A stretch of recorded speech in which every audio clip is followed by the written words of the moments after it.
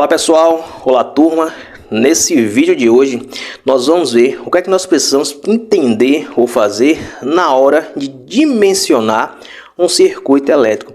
Nós vamos ver aqui 6 critérios muito importantes, tanto para quem está iniciando na área das instalações elétricas, como principalmente para quem já é profissional.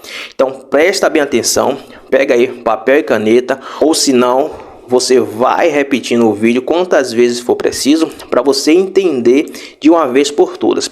Então vamos lá.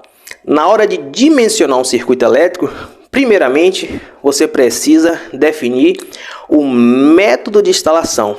Esse método de instalação você encontra lá na norma NBR 5410. Por exemplo, lá na tabela de número 33 e de número 38, você vai ver lá vários métodos de instalação. E isso influi diretamente para você dimensionar o seu circuito elétrico. Por quê? Por exemplo, você pode estar fazendo uma instalação onde o eletroduto ele ali embutido na parede. Então, aquela circunstância vai influenciar na condução da corrente, mas talvez ele seja aparente, pode ser também aéreo, pode ser subterrâneo. Então, primeiramente, você precisa definir o método de instalação. Então, você vai lá nessa tabela 33 ou também a tabela 38 e você vê lá qual é o método de instalação que você vai fazer o seu serviço.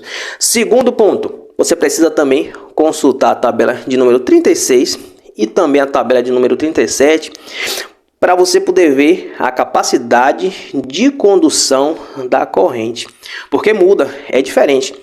Na tabela de número 36, por exemplo, você vai ver lá ali tabelas com os cabos com seus respectivos capacidade de condução da corrente na tabela de número 36.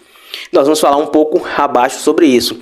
E na tabela de número 37, você vai ver que a capacidade de condução da corrente, ela altera, ela fica um pouco maior. Por quê? Justamente por causa do que nós vamos dizer aqui no terceiro ponto, que é definir a isolação do cabo. Quando você for dimensionar um circuito, você vai criar ou elaborar um projeto elétrico ou executar, você precisa entender também sobre isso. Definir a isolação do cabo, ou seja, a capa. Essa capa do cabo do seu condutor ali é em PVC, tabela número 36. Você vai ver lá a condução da corrente de acordo com a capacidade que ele aguenta em relação à capa. Por quê? Quando a capa é de PVC, ela vai aguentar uma determinada temperatura. Por exemplo, a de PVC ela aguenta 70 graus. Então, influi também na capacidade de condução da corrente. Ou será que o seu projeto ele está ali com a capa em EPR, XLPR, na tabela de número 37? A condução ou a capacidade de condução da corrente, ela já muda totalmente. Não é mais igual como se a capa fosse de PVC. Por quê? Quando a capa ela é de EPR ou XLPR, de acordo ali com a tabela de número 37, ela aguenta até 90 graus a temperatura, aguenta mais. Então tem essa observação. Quando suporta uma temperatura maior, aquele cabo ele consegue também conduzir mais a corrente elétrica. Então você também vai ter que se atentar a esse ponto. Quarto ponto, você vai ver agora a tabela que fala sobre a correção. Primeiramente, correção de quê?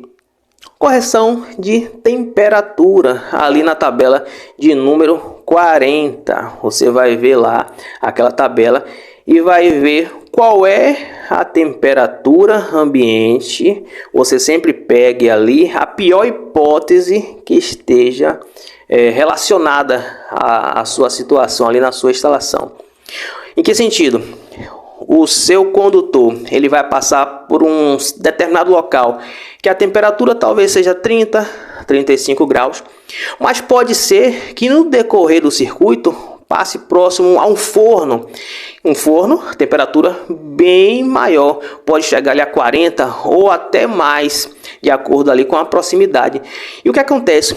Isso é ruim. isso influi na capacidade de condução da corrente. Ou seja, essa observação é muito importante.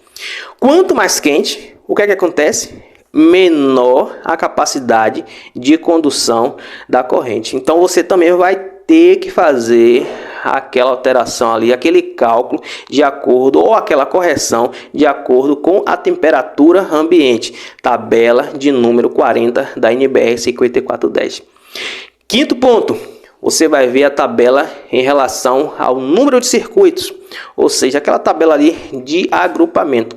Essa tabela é a de número 42, ou seja, a forma de agrupamento, aqueles condutores, eles estão atuando ali. Será que tem apenas um circuito? Você vai considerar o fator 1. Mas se tiver 2 circuitos agrupados dentro da mesma tubulação, se tiver 3, se tiver 4, aquilo ali também, veja bem, você que está iniciando, como você também que já é profissional. Se tiver mais circuitos agrupados dentro do mesma tubulação ali, o que é que acontece? A capacidade de condução da corrente daquele cabo é influenciada também. O que acontece é que diminui. Exatamente.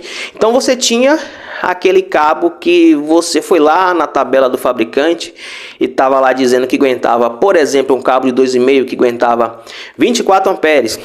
E aí você vai passar no seu circuito na casa do cliente ou executando um projeto que talvez esteja mal dimensionado e você não atenta a esse critério do número de circuito.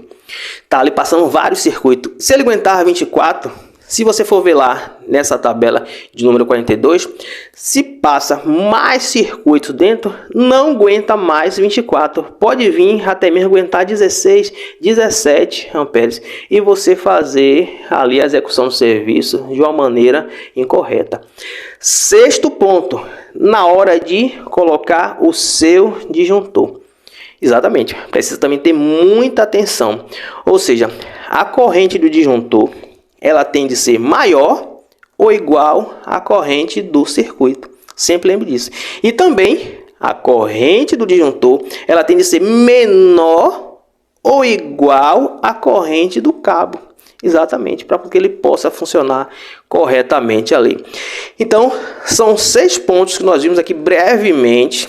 Falamos brevemente aqui sobre esses 6 pontos que você que é iniciante, você que é profissional, precisa entender, você precisa tomar bastante cuidado na hora de dimensionar um circuito. Esses pontos que nós vimos aqui foi de acordo com a norma NBR 5410.